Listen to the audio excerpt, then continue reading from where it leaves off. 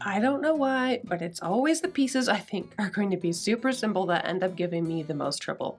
Case in point, these two night tables that have been in my storage room forever. Now there is a matching dresser that goes with this. Whether I do the same treatment on the dresser as I do here in the nightstands remains to be seen. We'll see how these turn out, but I will be redoing the dresser at another point in time. Now if these look familiar, it's probably because you saw them in the introduction to my last video where I talked about how people often just throw pieces of furniture like this away instead of trying to fix them, and I was talking specifically about how easy it is to get water stains out. Well, I am going to eat my own words in this video because that's not how this went down. Stay tuned.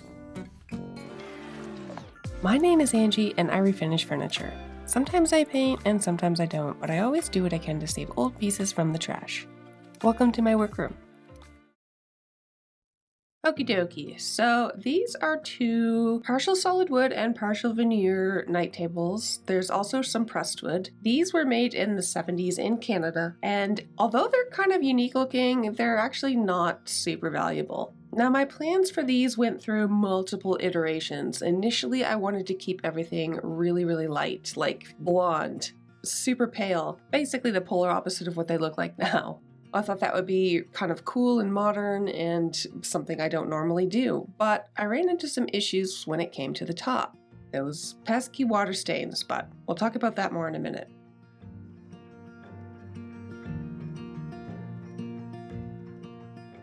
So this is something that happens a lot when you have woods that darken over time. You can see this light rectangle here where the hardware was. That is what the color of these originally was, and the rest has just darkened over time. Now the wood grain here on the edge is running this way, and then you've got the wood grain running this way. This is edge banding with just a very thin piece of veneer on the edge and more veneer on top. And you can see where those two meet, there's a seam right here. I like pointing stuff like that out because often these pieces get sold as solid wood and they are in fact not, and that's one of the easiest ways to tell when you've got wood grain running in different directions on the same section of the piece.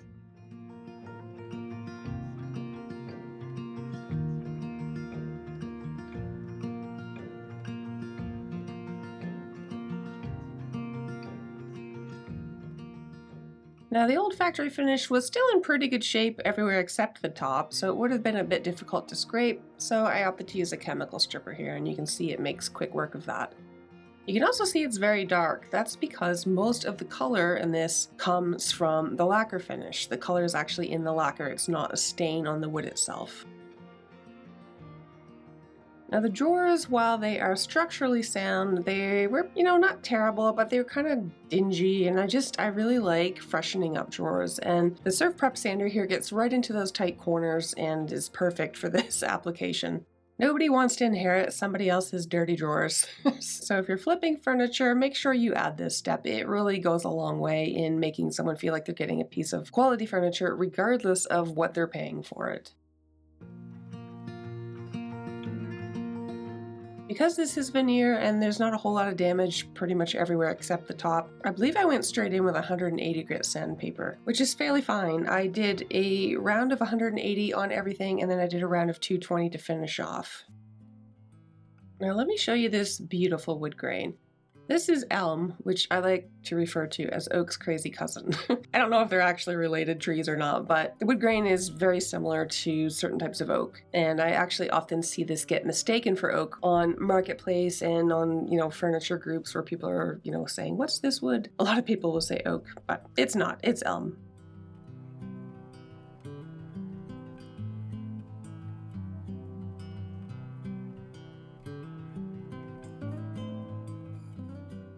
So even though I'm going to be using a stripper, it's going to make it a lot easier to refinish the sides of this piece and the legs actually if I remove them. I'm just kind of having a look here to see if they're glued down, because sometimes that happens, they'll be glued and screwed. But they didn't appear to be, so I just went ahead and removed the screws.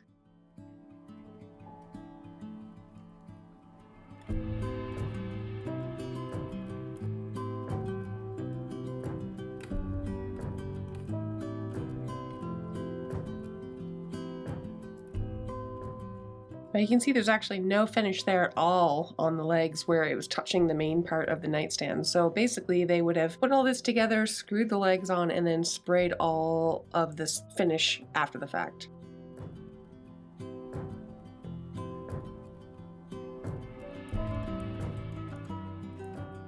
Now, thankfully, the legs were in pretty good shape. I mean, despite some finish issues, where the finish is kind of lifted, and a few little minor dings, these actually aren't in terrible shape, so they should clean up pretty nicely.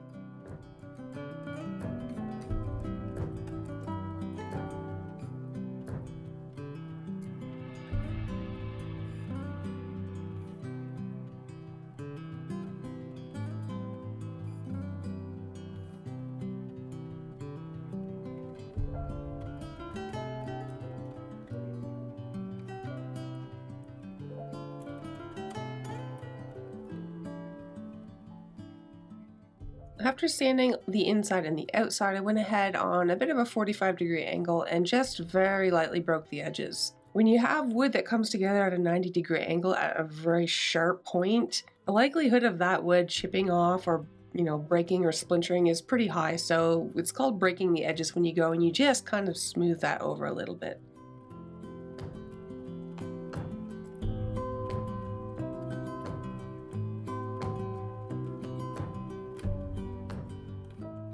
So you can see how beautiful the natural color of the wood is here, but let me explain something. The raw wood you're seeing is not the color that you would get if you just put a clear coat right over top of it. Common misconception, I hear it all the time, especially like when using Odie's oil or some other clear finish. I'll have raw wood and then I'll go ahead and put a clear coat on, and I'll get a bunch of comments from people saying, "Oh, I really liked the natural color best." Not realizing that the natural color of the wood is basically what you get when you put a clear coat on it or even water. And you'll see when I go to deal with these stains, I'm going to put some oxalic acid mixed with some water. You'll see how yellow this turns. That is the natural color of the wood, not this raw color that you're seeing now. So oxalic acid works amazing on water stains, normally. I expected to have to do 1, maybe 2 treatments. I did not have much luck, and I'll just let you watch.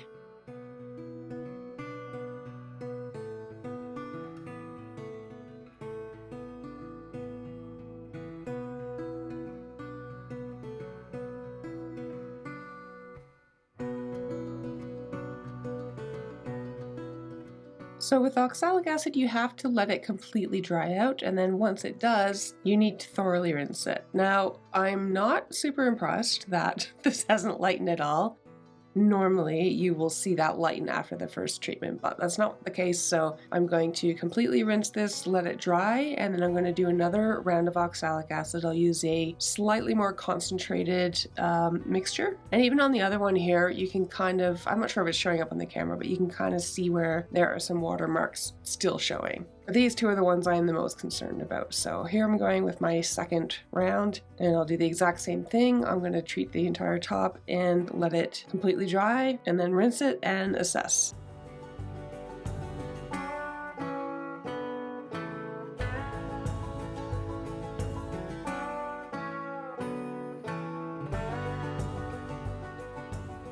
So there is one other issue here. We've got these 2 runners that are completely chewed up. So those are going to have to come out and get replaced. Now, normally when I make replacement guides like this, I make a bunch extra, and thankfully I had a couple left that I was able to pop in. Now, I do have a full video on how to do this. I will link it down below if you want to have a look. It's super easy to recreate these, and the best part is you get the exact size that you need. It's also so much cheaper than buying new sets online.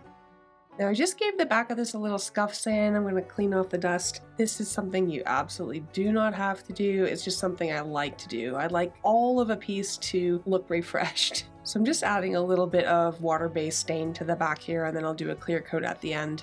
It's just going to freshen this up a little bit. Now, as far as colors go, like I said, I initially wanted to do this very pale, but that's not going to be an option because those watermarks just did not come out. I'm not convinced they're watermarks. It has to be something else. I'm going to do a few little testers here. Now, this is what straight up Odie's oil would look like on the elm. If I move over to this angle, you can see the color a little bit better. It's quite yellow, just like when I added the oxalic acid to the top. That's not what I want here. So I'm going to be mixing up some of the Odie's Super Duper Everlasting oil and some of their pigments. and creating some custom stains. Now, ideally, this would have been over the entire piece, but I'm gonna have to settle for having the lighter color just on the legs. These two lighter ones on the right, one of them is a mixture of all the greige and titanium white, and the other one is just plain all the greige. And I know they look pink, don't be alarmed. I'm trying to cancel out the yellow a little bit here and create something a bit more neutral. It's almost like magic. So this is Odie's oil mixed with a pigment, but you can see that that pigment just completely tones down the yellow and gives it more of like a super light pecan or pecan, however you want to say it, very natural look. This one, which is just all the greige mixed with the Odie's, is a little bit too pink. It's a little too peachy for what I want, so I'm not going to be using that one. And then this color is what I'm planning to use on the outside. Now it looks dark here. When you wipe it off, it's going to tone down, you'll see. And after letting these sit for a few minutes, I'm going to just take this and buff them off, and you'll be able to see what those colors actually look like.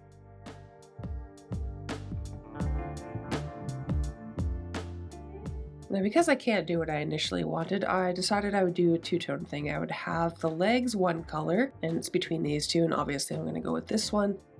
And the main body of the nightstand and the drawers would be a different color. Now, the reason I have to go a bit darker is to, again, camouflage those. So now that I have my colors set, I have to recreate enough to actually do both pieces together. I really love playing around with the Odie's oil and pigment combos. You can do so many things. You can go from super transparent stain to opaque. You can shift colors by adding different tones together. It's a really cool system, and I really like when I get to use it. Now this color looks a lot like what the original color was actually, and I think the reason they did that sort of golden color there, I feel like they were trying to make this kind of look like teak, but like 70s teak. It didn't quite sell it for me, and also their finish was a bit more opaque, so you didn't see as much of that crazy elm grain.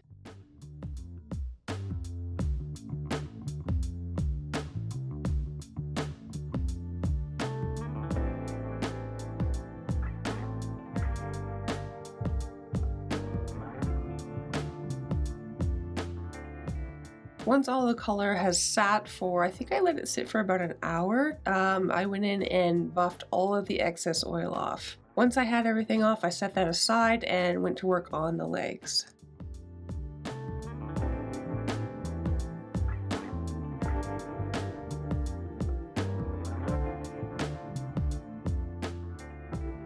I absolutely love this pale color, and I'm so bummed that I can't do it to the entire piece. You can see here the two finished legs on the right and then the two bare legs on the left.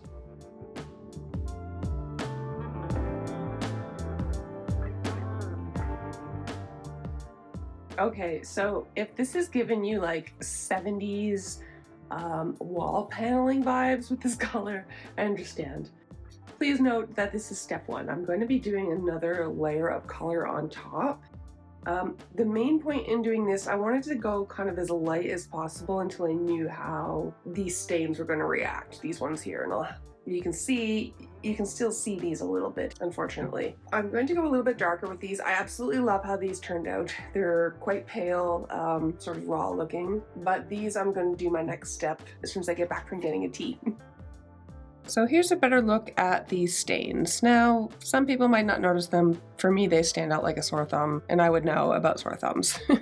This is what it would look like with the legs. I don't mind that, but again, I can't use this color. I have to go darker to try to camouflage. I don't want to touch the legs. I like the legs natural, but I got to do something with the body here. Now this was a solid elm piece I did about a week shy of 4 years ago, and this was also done with the Odie's pigments, and I thought it was so cool, and most of you guys really like this. It's a bit wild for some people, but the majority of people really liked it, and I thought I could maybe recreate something like this. It would allow me to go darker without having to completely obscure the grain. So I'm using the same color pigment that I used on that one, which is Up in Smoke, and I'm going to be going over top of the brown that I already laid down. I wanted to show you something first. Another thought that I had when I realized I couldn't go super light was to go super dark. Now you're probably thinking, if you've seen me apply Odie's a million times, why is she rolling this on? And it's because it is absolutely an option when you're doing an opaque stain. You can roll it on, you can brush it on, almost like a paint. But what's really cool about woods like elm and oak and, really pronounced grain is that you can still see the wood grain through the opaque stain. Now, doing this is going to significantly increase your cure time, and you want to apply a coat as thin as possible. Now, I'm actually going to be wiping this off, but I just wanted to show you that this was an option. And it was something that I actually considered at one point during this. There were two reasons that I ultimately decided not to go dark, and number one is how boxy these are. I was concerned that it would look like a big box store filing cabinet. Do you know what I mean? I ultimately decided that seeing the wood grain a little bit more was more important. The other reason I decided not to is that I was concerned that with the pale legs, it would push this from, 60s, 70s, more into the 80s look, and I wasn't quite feeling that. So eventually we end up here. Now I'm going to let this sit on here for about 20 minutes and I'm going to come back and wipe it off. Now don't get me wrong, I do like the black and I think it would have looked cool with the pale legs, but like I said, I was worried it might look a little too 80s, and to be honest, by this point in the project I had gone back and forth 15 times with what I wanted to do and what I could do. There's a million things I could have done with these. I think painting them white with the natural legs would have looked really cool too, but this is what I chose to do. And I just wanted to share how, someone can kind of go back and forth 100 times before they end up where they end up. So all I have to do to finish this effect is literally buff off most of the black. You'll see it will kind of give this really cool effect. And you can see where the old leg used to be. And actually this is what the leg would look like on this. At this point, I wasn't quite sure how I felt about it. In fact, I'm still not sure. It is growing on me, but my brain just can't seem to let go of what could have been. Now, the next bone of contention is the hardware. Now, this is the hardware that came with it. I did clean it up. It cleaned up really, really well. It's in great shape, but to me, this reads filing cabinet. What do you guys think? I'm going to show you a couple of options here. So we've got this chrome look, and that's fine. That's what came with the piece. I also have this style of pull. Now this is not quite the same wood, it's beech, but it's basically the same color as the leg. So this is another option as well. I'm not sure if I like that more or less than the chrome, but I have another option. Now hear me out. I only have two of these and they both face this way. So if I were to use these, I would have to buy two more for the other nightstand that basically flipped around and was the reverse. But this is what these would look like. Now these are definitely mid-century, and again, they're basically the same color as the legs, or close enough. Now I'll show you them all again because I want your opinions. Do you like these beech pulls? Do you like the original chrome that came with the piece, or do you like these mid-century ones? And regarding the mid-century ones, is everything that's happening here mid-century or 70s enough that it could handle a mid-century pull like this, or does it look like two completely different eras mashed together?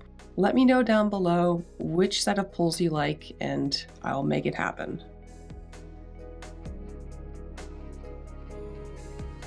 So considering what I started with, you can probably tell I'm not thrilled with how these turned out. I really had a vision for these and it just didn't pan out. But that said, they have been completely refreshed and are ready to be loved by someone. Let me know down below which of the three sets of hardware you like the best, and also what you would have done. Would you have painted them, gone super dark with the pale legs? I think if I were doing them again, I would paint the body and the drawers white and have the pale legs. I think that would give a really cool modern update.